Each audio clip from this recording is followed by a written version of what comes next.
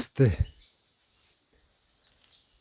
बुद्ध पूर्णिमा की बहुत बहुत शुभकामनाएं। आपको बहुत बहुत मंगल मैत्री। कामना है कि आप, आपके परिवार वाले, जो भी मित्र बुद्ध की शिक्षा का अनुसरण कर रहे हैं, उनके जीवन में खुशहाली आए, सुख आए, समृद्धि आए। वे माइंडफुल लिविंग का जीवन अपनाएं। इस जीवन पे चलते हुए परम सत्य को प्राप्त हों, ऐसी हमारी शुभकामना है। और ये दिन इस रूप में बहुत अद्भुत है कि जो बुद्ध पूर्णिमा है, इसी दिन सिद्धार्थ गौतम पैदा हुए। इसी दिन उनको इनलाइटनमेंट हुआ और इसी दिन उनका महापरिनिर्वाण हुआ। मतलब इसी दिन वो मृत्यु को प्राप्त हुए। ऐसा शायद और कहीं है नहीं। तो इसलिए ये दिन बहुत खास हो जाता है।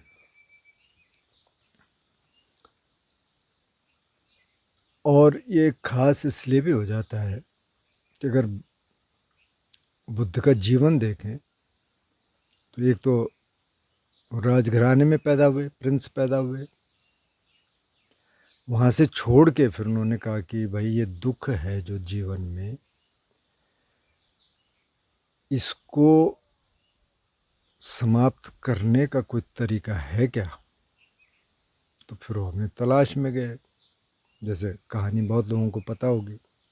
6 साल फिर वो बहुत एक्सट्रीम प्रैक्टिसेस करते रहे, जिसमें कि कई दिन तक खाना नहीं खाना है, धूप में खड़े रहना है, पानी में खड़े रहना है, रात को सोना नहीं है, लेटना नहीं है। बहुत सारी उस समय जो प्रैक्टिसेस चल रही थी वो उन्होंने की। लेकिन बाद में उनको लगा कि नहीं, ये अतियों का मार्ग है। तो फिर वो सहज मार्ग पे आए और बोध गया में बोधि वृक्ष के नीचे इसी पूर्णिमा को उनको संबोधि प्राप्त हुई, ज्ञान प्राप्त हुआ। और फिर वो वहाँ 7 हफ्ते तक रहे उस इलाके में। कभी पेड़ के नीचे बैठते थे, कभी कहीं और बैठते थे। वहाँ एक नदी भी थी, निरंजना रिवर। अभी तो नहीं है, तब थी। तो मतलब पानी भी था, शायद भिक्षा भी मिल जाती होगी आसपास। कहते ही हैं कि वो 7 हफ्ते तक मेंटल प्लेन में रहे। तो मतलब बहुत कुछ उन्होंने खाया नहीं, किसी ने कुछ ऑफर कर दिया तो उन्होंने ले लिया होगा। और एक बार उन्होंने सोचा कि तो बहुत गहरा धर्म है, ये तो बहुत गहरी शिक्षा है, इसको कौन समझेगा, छोड़ो, रहने देते हैं। लेकिन फिर कुछ मोटिवेशन से उन्होंने ये निर्णय किया कि मैं इसको बांटूंगा। फिर अगले 45 साल तक वे ध्यान सिखाते रहे, शील समाधि प्रज्ञा के रास्ते पर चलने के लिए लोगों को प्रेरित करते रहे। बहुत सारे भिक्षु बने, भिक्षुणियाँ बनी, बहुत सारे गृहस्थ उनके संपर्क में आए। बहुत सारे राजा, रानियाँ, किसान, ब्राह्मण, क्षत्रिय, वैश्य, शूद्र सब उनके संपर्क में आए। बहुत सारी चीज़ों का उन्होंने विरोध किया। जैसे जो ब्राह्मणों का कहना था कि हम सर्वश्रेष्ठ हैं और हमसे नीचे हैं, हम ब्रह्मा के मुख से पैदा हुए, उन्होंने उसको नहीं माना। उन्होंने कहा नहीं, ये गलत है। और जो संघ में आ गया, यहाँ के सब बराबर हैं, इस स्तर पे सब बराबर हैं, यहाँ कोई जाति नहीं है। तो बहुत सारी चीज़ें उन्होंने नहीं मानी। कई लोगों का मत है कि यही कारण था कि बाद में चल के, क्योंकि कुछ सेंचुरीज तक तो फ्लरिश किया। अशोक का नाम आपने सुना होगा। अशोक ने बहुत बड़ा काम किया इस लिहाज से कि उन्होंने अपने बेटे को महेंद्र को और बेटी संगमित्रा को श्रीलंका भेजा। बताते हैं कि वो दोनों अरन थे। और श्रीलंका एक ऐसा देश है जिन्होंने इसको प्रिजर्व रखा, पूरी शिक्षा को प्रिजर्व रखा गुरु शिष्य परंपरा से। और फिर 1st सेंचुरी BC में, करीब 20 BC में इसको लिखना शुरू किया। फिर लिखा गया, सबसे पहले श्रीलंका में लिखा गया। श्रीलंका से ही ये फिर थाईलैंड गया, बर्मा गया, जहाँ की थेरावादा अभी तक भी सुरक्षित है। थेरावादा का मतलब जो बुद्ध की ओरिजिनल टीचिंग थी, जो एकदम बुनियादी शिक्षा थी, वो वहाँ रही। तो इस लिहाज से भी श्रीलंका का बहुत उपकार है कि उन्होंने इसको अपने मूल रूप में रखा। हालांकि कुछ चीज़ों में और चीज़ें आई होंगी, वो तो पहले से ही आ गई होंगी, क्योंकि अब अशोक के आते आते ही कुछ चीज़ें में मिलावट हो गई थी। महायाना अलग हो चुका था, महायाना और थेरावादा ये 2 अलग ब्रांचेस बन चुकी थी। फिर महायाना चाइना में गया, तिब्बत गया, जापान गया, तो वहाँ भी टीचिंग रही, थोड़ा सा अलग तरह से रही, मतलब ओरिजिनल टीचिंग नहीं थी, लेकिन फिर भी टीचिंग रही। तो इसमें थ्योरी तो बहुत है। महायाना के बहुत सारे सूत्र हैं जो बाद में लिखे गए। वज्रयाना में ज़्यादातर कमेंट्री ही है, ओरिजिनल सूत्र उसमें नहीं है। थेरावाद में ओरिजिनल सूत्र हैं, लेकिन कुछ ऐसे भी हो सकते हैं जिनमें बाद में मिलावट की गई, थोड़ा जोड़ दिया गया, थोड़ा घटा दिया गया, लेकिन फिर भी ओरिजिनल टीचिंग है। लेकिन जो बुद्ध का सबसे बड़ा कंट्रीब्यूशन है वो है उनका ध्यान, जो प्रैक्टिकल है। और जब थोड़ा सा बुद्धिस्ट स्क्रिप्चर्स को देखना शुरू करते हैं, और जो बात मैंने किसी से सुनी नहीं, इस रूप में नहीं सुनी, मैंने बहुतों को सुना, अभी भी सुनता हूँ, और वैसे सुनने वाला भी बहुत पुराना है नहीं। हालांकि श्रीलंका में लिखा जाने लग गया था त्रिपिटक, खास तौर पे सुत्त पिटक, लेकिन फिर भी आम लोगों में वो नहीं था। तो आम लोगों में तो अभी आना शुरू हुआ, मतलब कि जब पाली टेक्स्ट सोसाइटी बन तो गई थी 19वीं शताब्दी में, लेकिन जो किताबें आई, जो ट्रांसलेशन से आए, वो अभी आए। मतलब कि 1950 के बाद, तब तक भी बहुत कुछ था नहीं। उसके बाद जब कुछ वेस्टर्नर आए, उन्होंने ट्रांसलेशन करना शुरू किया, तो तब कुछ चीज़ें आई हिंदी में, उसके और बाद में आई, जब गोयनका जी लेके आए पूरा साहित्य जो बर्मीज़ में था। तो एक तो बर्मीज़ लिपि में लिखा गया था जो बर्मा में था, और एक सिंगली में लिखा गया था जो श्रीलंका में था वो पाली, लेकिन लिपि अलग थी, मतलब स्क्रिप्ट अलग थी। तो VRI ने बहुत काम किया, अभी भी कर रहे हैं काम, उसको हिंदी में ट्रांसलेट कर रहे हैं, इंग्लिश में कर रहे हैं। और पाली टेक्स्ट सोसाइटी ने बहुत बड़ा काम किया और सारे ट्रांसलेट कर दिए।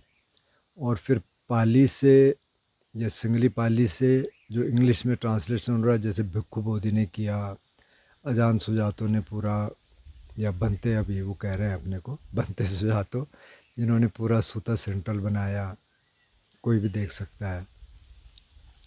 तो ये टीचिंग्स को अवेलेबल कराया आम लोगों के लिए, तो ये बहुत बड़ी बात है।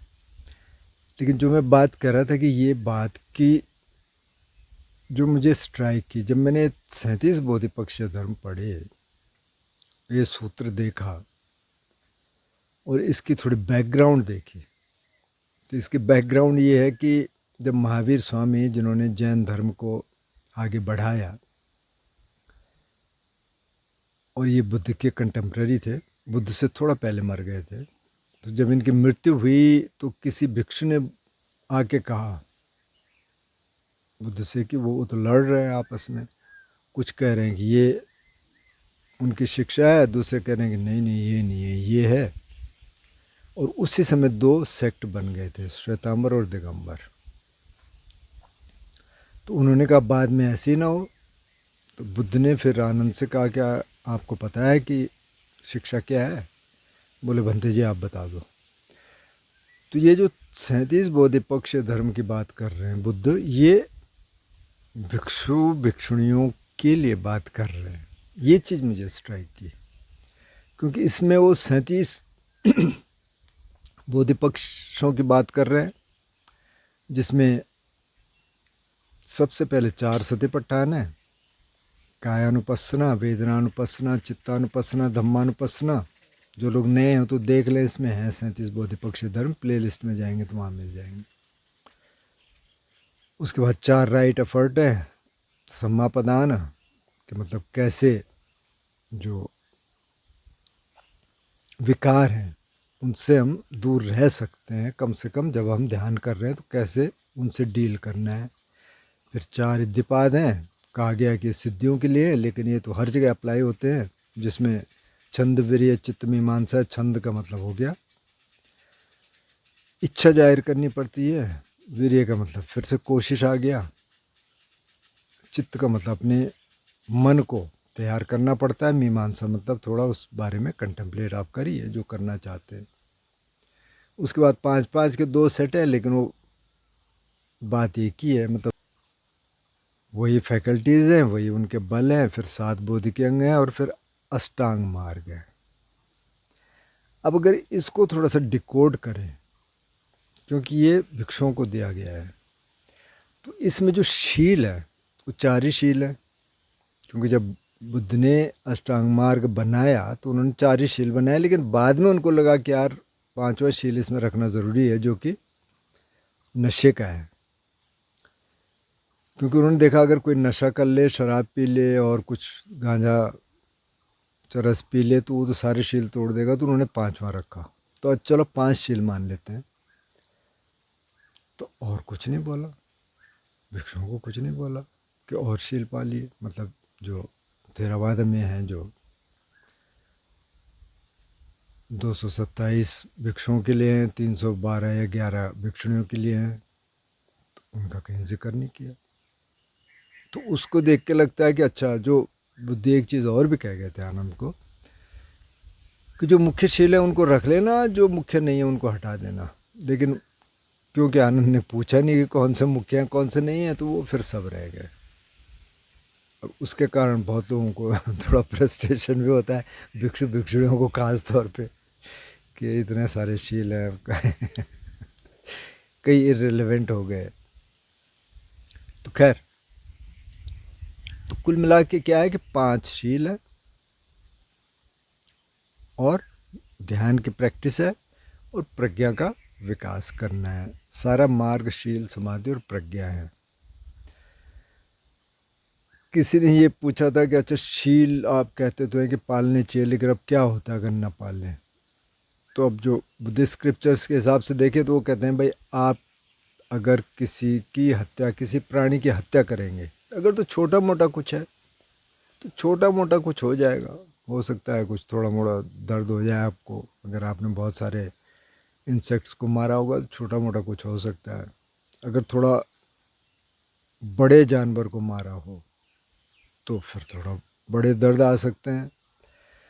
अगर आदमी को मार दिया हो तो हो सकता है आप ही को कोई मार दे दूसरे जन्म में, या कोई बड़ी इंजरी हो जाए। तो वो उस हिसाब से होगा कि उसका मतलब कितना, उसकी पोटेंसी कितनी थी। आपने किसी इवॉल्व्ड अगर प्राणी को मार दिया, जिसमें सबसे इवॉल्व्ड आदमी है यहाँ इस प्लेन में, तो उस हिसाब से वो उतना अकुशल कर्म हो गया। इसी तरह अगर बड़ी चोरी कर देंगे तो हो सकता है आपकी भी चोरी हो जाए, इसी जन्म में हो जाए, अगले जन्म में हो जाए। इसी तरह वो सारे शील हैं कि आप जो करेंगे वो आपके पास वापस आएगा। ये कर्म की जो थ्योरी है, तो इसलिए भी उनको पालना है। तो 5 शील जो दिए बुद्ध ने कि भाई किसी प्राणी की हत्या नहीं करेंगे, चोरी नहीं करेंगे, व्यभिचार नहीं करेंगे, झूठ नहीं बोलेंगे, नशा नहीं करेंगे। अब नशे का जो शील है जो बाद में जोड़ा गया, उसमें ऐसा एथिकल कुछ है नहीं कि जी इससे कोई नैतिकता में कोई दिक्कत आ रही है। लेकिन उन्होंने कहा कि अगर ये शील नहीं पालेंगे तो फिर और शील भी तोड़ देगा, इसलिए इसको पालना ज़रूरी है। फिर ध्यान का अभ्यास बताया, तो ध्यान भी भाई बहुत तरीके के दिए। किसी ने कहा कि इन पे बताना, तो वैसे अगर सत्यपठान सूत्र देखेंगे तो उसमें उसी की चर्चा है, फिर भी कभी चर्चा कर लेंगे अलग से। और वो मानस के हिसाब से ध्यान देते थे कि ये व्यक्ति इस समय क्या समझेगा, तो जो समझेगा उस हिसाब से देते थे। इसलिए बहुत सारी टेक्निक्स आई, जैसे भैया सूत्र की चर्चा होती है, बहुत छोटा सा सूत्र है जिसमें उन्होंने देखा भैया अच्छा ये तो पहुंचा हुआ है, इसको तो ज़्यादा ज़रूरत है नहीं, तो उन्होंने कहा कि जब सुनना हो तो सिर्फ सुनना हो, जब देखना हो तो सिर्फ देखना हो। तो मतलब ये जो संज्ञा, जो परसेप्शन है, जो मन के 4 हिस्से हैं, वेदना, जो शरीर में कोई संवेदना होती है, कोई सेंसेशन होती है, फिर संस्कार जो उसके हिसाब से संस्कार बनता है, और फिर कॉन्शियसनेस जो ये भी कॉन्शियसनेस के हिस्से हैं, सब को जो जान रहा है। तो उन्होंने कहा कि ये जो संज्ञा जो परसीव करती है और फिर इवेलुएट करती है, तो क्या वहीं रुका जा सकता है क्या? शायद इसका मतलब ये होगा कि सुते सुतवत्तंग भविष्यति, मतलब देखें और बस वहीं तक रह जाए, वो आगे ना बढ़े, कुछ संस्कार न बने। तो भैया कहते हैं कि वो इनलाइटेंड हो गए। तो उनको उतना ही संक्षिप्त दिया, और 45 साल तक ये बांटते रहे। सिर्फ साल में एक वर्षावास होता था 4 महीने का, जहाँ की बुद्ध और बुद्ध के साथ कुछ भिक्षु भिक्षुणियाँ रहती थी, और ऐसे बहुत सारे ग्रुप्स रहते थे। बाद में जब संघ बहुत बड़ा हो गया तो कुछ कहीं है कुछ कहीं है। उस 4 महीने के अलावा वो चलते रहते थे, कहीं एक जगह नहीं रहते थे ज़्यादा। चले, फिर किसी ने इनवाइट कर दिया, वहाँ रह गए, या कोई आश्रम है वहाँ रह गए, फिर वहाँ प्रवचन दिए, ध्यान सिखाया, फिर आगे बढ़ गए। और बहुत सारे वर्ग के लोगों को प्रवचन दिए, मतलब आम लोगों को दिए, भिक्षुओं को दिए, भिक्षुणियों को दिए, राजाओं को दिए, रानियों को दिए।